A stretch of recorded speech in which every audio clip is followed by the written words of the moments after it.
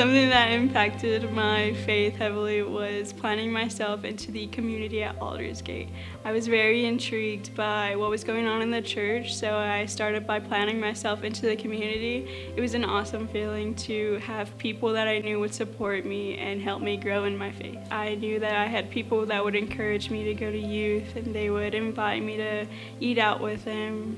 I knew that if I wanted to grow my faith, I knew that I had people to talk to about it. I had the right people to talk to about whether I needed to understand the Bible more, if I had a problem with my faith, or just really growing it. Working in the kids ministry has really affected my faith just because I know I can always go back to seeing how maybe I was intrigued as a child in the way that God is. It's childlike love where you're not trying to impress all the adults in the world or sell yourself to all the expectations of how successful someone is. It's just being completely in love with the Father.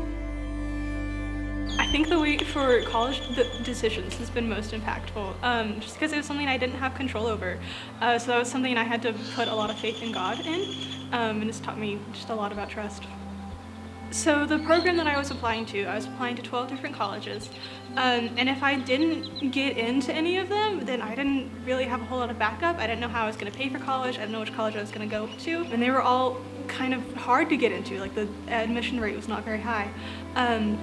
So I just had to trust that it was all going to work out, that even if I didn't get admitted, there would be something else that would come up. There'd be some other way for me to get the money to be able to go to school. So I'm going to Yale in the fall. I got a full ride scholarship from the Questbridge National College Match, so I'm really excited about that. I'm going to Connecticut in the fall, hopefully, if they don't have online school.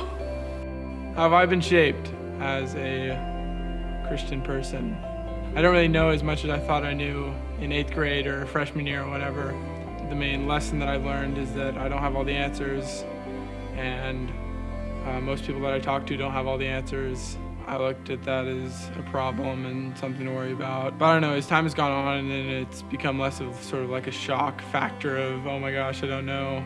Instead of being worried about that, I've just kind of accepted that fact. Like every time I approach some other thing regarding the Bible or whatever, that is my premise. That sort of investigative nature also applies to things like, I don't know, like music. Like I want to learn, as much as I can about music and stuff. It applies to, I don't know, just any subjects. Usually, well, like most subjects besides like school and stuff, where I don't actually want to know any of that. So. Okay, well, first of all, I went to Encounter, and they really taught us about quiet time. And during the quiet time, it really helped me to just teach myself to take time out of my day and just sit down with God and to read my Bible. And so lately, the past couple of years, I've been actually doing like quiet time, just almost 30 minutes, sometimes an hour of my day, just to spend with God.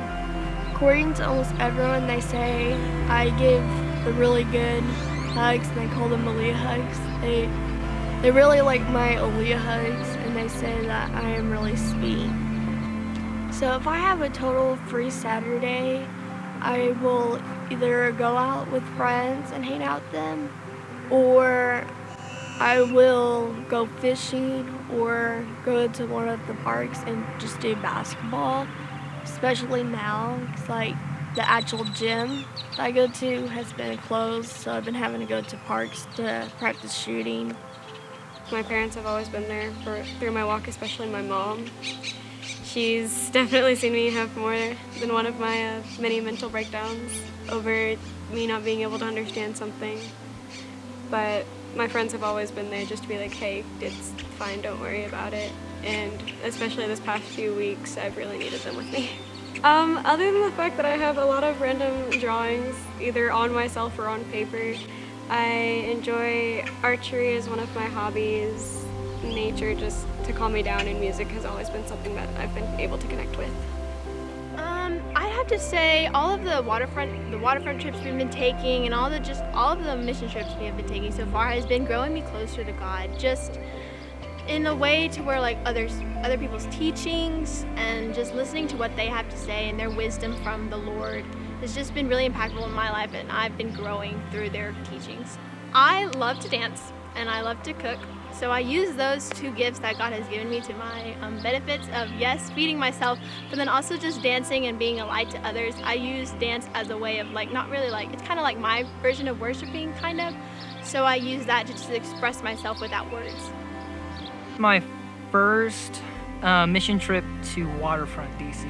Being inspired by all of the leaders that were on that trip, they just inspired me to be better of who I want to become. Being felt like I was seen and had a place to belong. I'd say I try to treat everyone similar, just because I know what it's like to not have everything you want to have, or not have the perfect childhood, or just more of all the struggles that I've been through. I've tried to turn around and make a positive outcome come out of it. When we were at Waterfront, we did door hangers, working together to put flyers out for a new church. Just lots of stuff came out of it, praying for people on the street, having